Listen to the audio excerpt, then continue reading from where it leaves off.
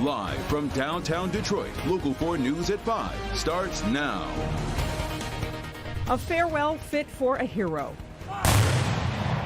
A sea of blue pays tribute to Officer Mohammed Saeed. Mohammed Saeed was gunned down Sunday morning while investigating a call about a suspicious person. And since that tragic moment, the community has come together to mourn his passing. This is a prime example. People lining the streets as the procession passed by, pausing to pay their respects. Let's get out to Sean Lay. He's live right now. Sean, this is a tough day for a lot of people. We've been here all week, Damon. The heaviness in this town, the people talking about this loss, devastating to this town. But look, we're talking to the family members of Corporal Mohammed Saeed all week long. They're telling us that his goal, this is his town, his hometown, was to make it more safe by being a police officer. And he was doing that when he was shot and killed. Absolutely tragic. And now it's Melvindale's turn to thank Officer Saeed and never forget him. And that process started today. Let me show you. Melvindale Police Corporal Mohammed Saeed was from Melvindale. We learned this week a lot about the 26-year-old.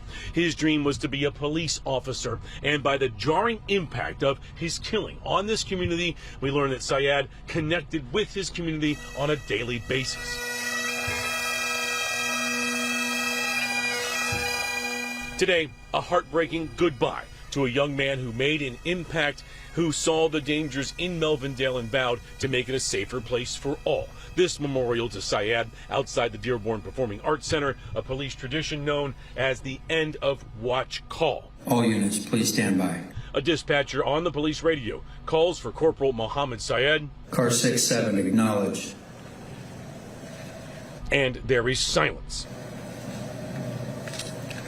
Final call.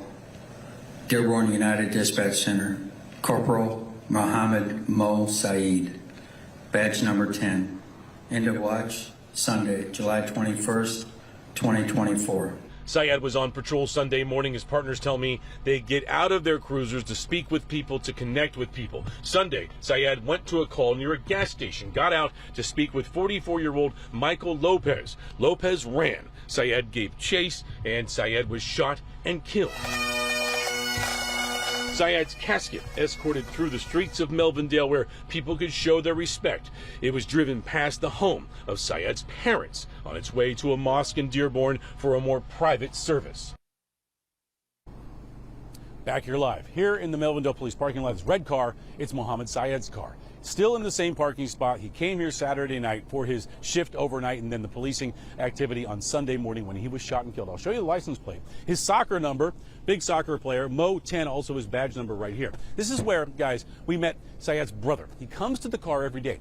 He came to the car every day anyway before this tragedy. He wanted to just check to make sure his brother was okay. Now he comes, he's sharing his story with us about the deep impact that he had on him as a brother and on this community. We'll have his story at 6 o'clock. Back to you. All right, Sean, thank you. All right, we want to get to some breaking news affecting the evening commute. These are live pictures from Sky 4. Take a look here. All lanes of southbound I-75 are closed at I-96 near downtown Detroit. At this time, we have no word on why the closure is happening. We'll update you just as soon as we learn any new information.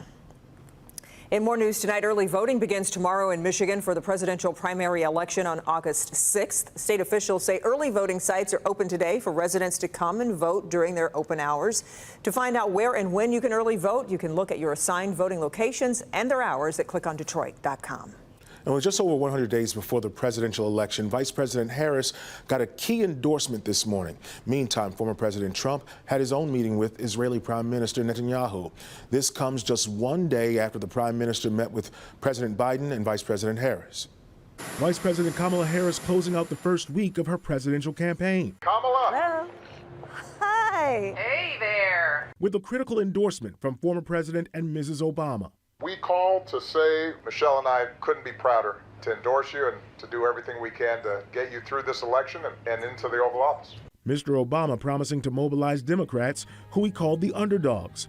New polling shows a tightening race, with Vice President Harris running 1 point behind former President Trump among likely voters, within the margin of error for that poll. The same poll showed Mr. Trump with a 6-point lead over President Biden after that race-shifting debate. The vice president now urging former President Trump to debate her. I think the voters deserve to see the split screen that exists in this race on a debate stage, and so I'm ready. Let's go. The Trump campaign saying it would be inappropriate to schedule a debate until Mrs. Harris is formally nominated. Mr. Trump today hosting Israeli Prime Minister Benjamin Netanyahu, who met yesterday with the Vice President and President Biden. The former president pledging his support to Israel and issuing a dark warning. If we win, it'll be very simple. It's all going to work out and very quickly. If we don't, you're going to end up with major wars in the Middle East and maybe a third world war. Former President Trump speaking tonight at the conservative Turning Point Auction Conference in Florida as the Harris campaign looks to its next turning point, saying the vetting process has begun in earnest to choose her vice presidential running mate. All right, now to the results of our exclusive Local 4 Detroit News poll. This is a survey of 600 likely Michigan voters. Let's start with a race for the White House. Vice President Harris and former President Trump are neck and neck, separated by a third of a point. That's with 101 days to go before the election. Now, let's turn to the Senate race to replace Debbie Stabenow, who's retiring at the end of her term.